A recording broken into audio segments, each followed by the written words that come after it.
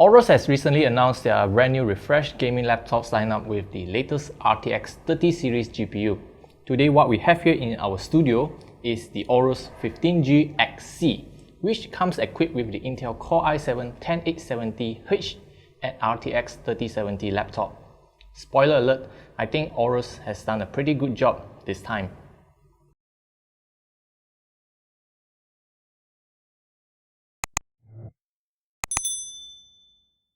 Previously, we reviewed the AORUS 15G XB and we had a love-hate relationship with that particular model.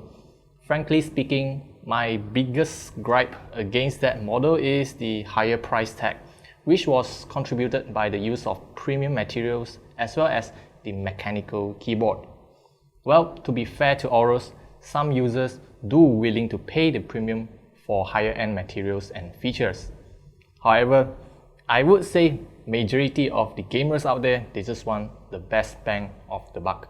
So, like what I mentioned earlier, this is a hardware refresh for their existing 15G lineup.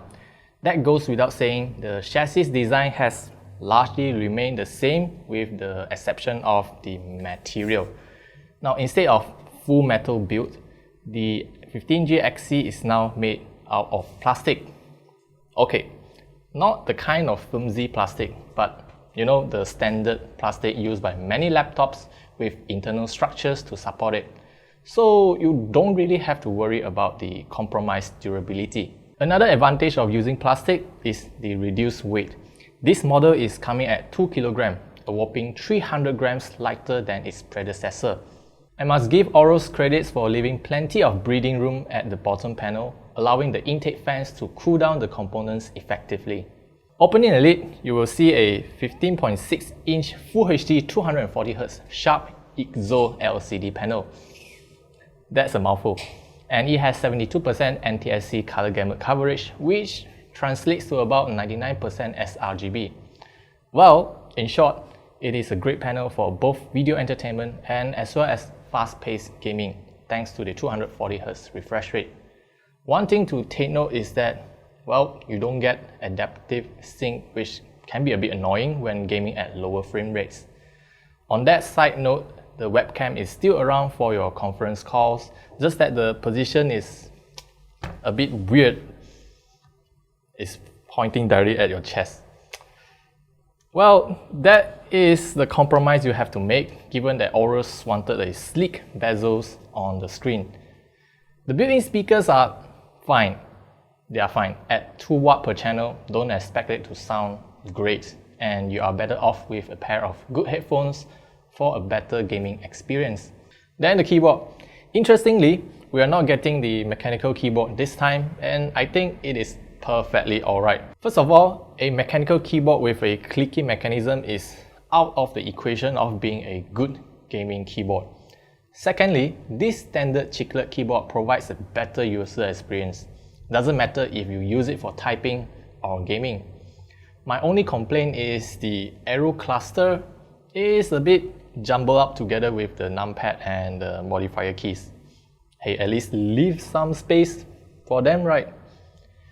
As for the I/O, on the left hand side you get a full-size HDMI 2.0, a mini display port 1.4, a USB 3 Type A port, and a 3.5mm audio combo jack, and a 2.5 gigabit Ethernet port. On the right hand side, you get 2 USB 3 Type A ports, 1 USB 3 Type C port, 1 SD card reader, and a barrel charging port.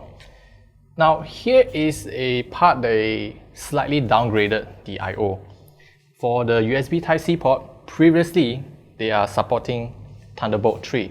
This time, just plain USB 3.0. And now the performance. In terms of the CPU synthetic benchmarks, it is expected that the Intel Core i7-10870H to be outperformed by the Intel Core i7-10875H. Well, generally speaking, you won't be able to tell the difference between the two in real-life usage situations. We are seeing an increased score largely due to the use of the RTX 30 series graphics, which will ultimately provide a better productivity and gaming performance. Gaming performance is very dependent on the driver updates as well as the game support. As you can see on the numbers, is practically everywhere. Even if we were to compare it with our historical data from the 15G XB, sometimes the RTX 3070 is hardly any better than its predecessor. Then in some other games, it totally smokes the RTX 2070 Super Max Q. All in all, you will experience a better and much more consistent gaming performance on newer titles. For example, we are getting a very enjoyable Full HD 50 to 60 FPS on games such as Control and Cyberpunk 2077 with maxed out graphics. The rated TGP for this RTX 3070 laptop is at 90W with 15W of Dynamic Boost 2.0. Most of the time during gameplay, we observe the GPU TDP hovering around 95 to 100W. The cooling system has done an excellent job at cooling both the CPU and GPU. The maximum temperature for both CPU and GPU after 30 minutes of torture tests only to max out at about 91 degrees for the CPU and 85 degrees for the GPU. The bottom cover can be lifted after removing a couple of torque screws. There are 2 RAM modules and 2 M.2 slots for the storage. The Wi-Fi card can also be upgraded, but since it comes with a killer Wi-Fi by default, it is pretty much good to go. As for the battery life, now, AORUS did say they put in the largest possible battery, which is 99 Wh. Don't expect a very long battery life out of a gaming laptop. You can pretty much get about 6 hours on balanced battery mode. I mean, you are not gaming on it and just browsing webs and watching videos. I mean, 6 hours for a device this powerful is a very decent performance out of it already. All in all, I think the AORUS has done a great job for this generation. The build quality is still impressive as always, and they managed to shave off some of the weight through the chassis material changes without compromising the durability. Most importantly, the price is now way more competitive, starting at just 7,699 ringgit for this particular model. It is 2,000 ringgit cheaper when compared with the previous generation, which starts from 10,000 ringgit. What I wanted to see AORUS to improve is their factory default specification.